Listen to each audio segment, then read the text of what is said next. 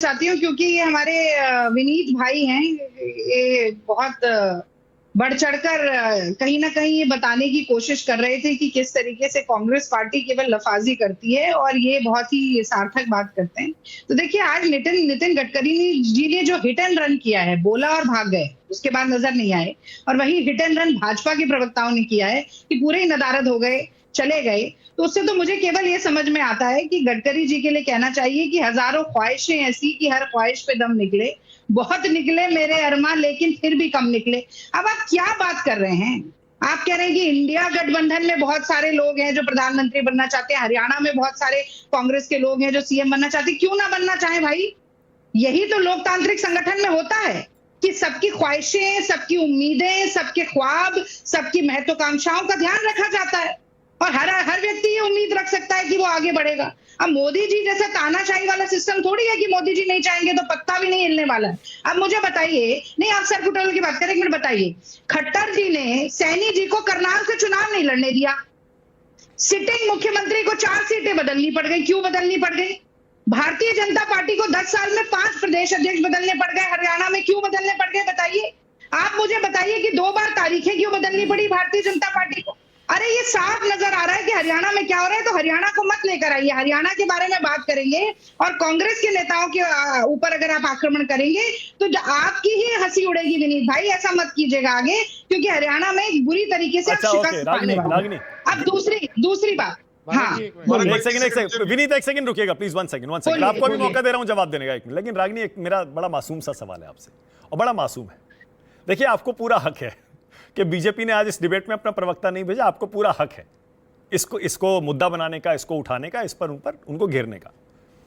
अब मैं भी आपसे अगर ये पूछूं कि पीएम पद को लेकर आप कह रहे हैं कि जितने उम्मीदवार हों उतना अच्छा लोकतंत्र है, तो कह दीजिए अरविंद केजरीवाल पर 2-4 शब्द आप भी।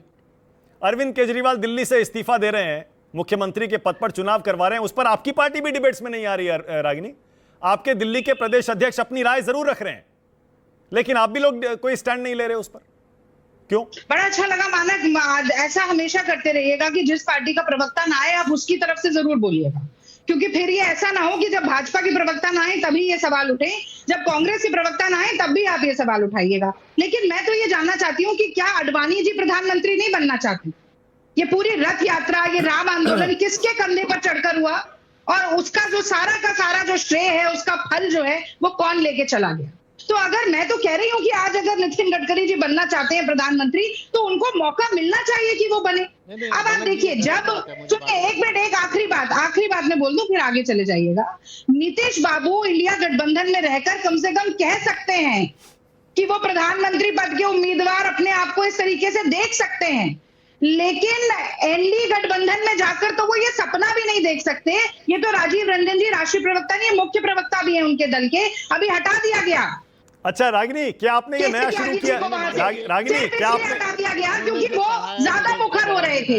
एक मिनट रागिनी, एक चीज और, ओके रागिनी, एक चीज और एक सेकंड कृष्णा जी, केसी त्यागी जी को भी तो हटा दिया गया ना अभी। रागिनी क्या गठबंधन से बाहर हो जाता है। रागिनी, क्या आपने अब डिसाइड कर लिया कि आप एनडीए को एनडी गठबंधन ही बोलेंगे, जैसे ये लोग इंडी गठबंधन बोलते हैं? नहीं, मैं बिल्कुल बोलूंगी, क्योंकि अगर भाई हम इंडिया कहते हैं तो एक औचित्य के साथ इंडिया कहते हैं, पर ये आप बार-बार अगर इंडी चला रहे हैं, इंडी बोल रहे हैं, तो फिर एनडीए में भी तो ये अलायंस के लिए ही है ना। ठीक है, ओके, विनीत सिंह बोलिए, आपकी बारी। प्रोफेसर विनीत बोलिए। मानक जी, रागिनी जी का जवाब देना उचित है। रागिनी जी ने कहा कि हजारों ख्वाहिशें की हर ख्वाहिश पे दम निकले। मैं कहता हूं कि आगे पीछे देख कर क्यों होती है गमगीन, और जिसको जैसा लगता है ऐसा दिखे सीन। तो भाई ये जान लीजिए कि बीजेपी में अगर Narendra Modi ji first among equals हैं तो उस चीज को हम लोग रिक्वेस्ट का ये रिस्पेक्ट करते हैं, उस चीज का हम लोग आदर करते हैं। दूसरी बात ये है कि यहाँ पे अगर बीजेपी का प्रवक्ता नहीं है तो हम लोग आपके लिए काफी sufficient.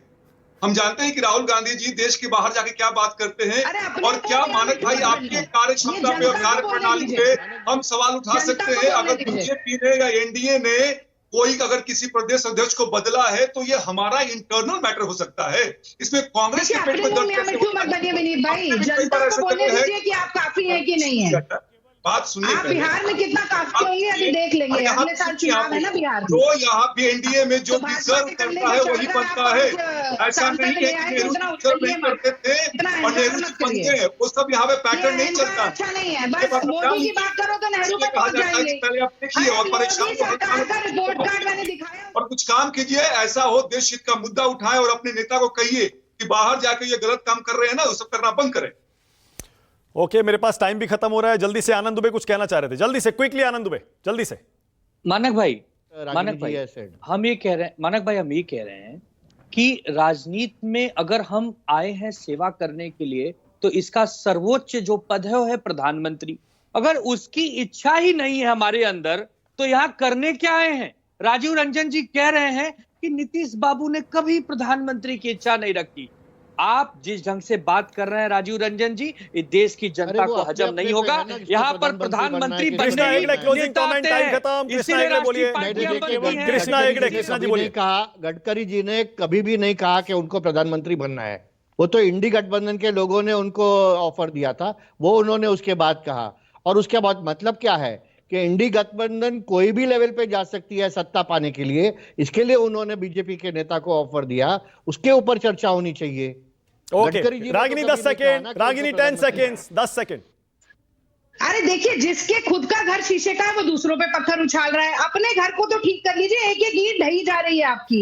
Bharatiya Janata party, RSS और ठगबंधन जो इंडी अलायंस का है उसके बीच ओके, ही मेरे पास सब टाइम गठबंधन खत्म हो है। गया, मेरे पास टाइम खत्म हो गया। बहुत धन्यवाद राष्ट्र की बात में आज आने के लिए। छोटा सा ब्रेक ले रहा हूं, खबरें जारी।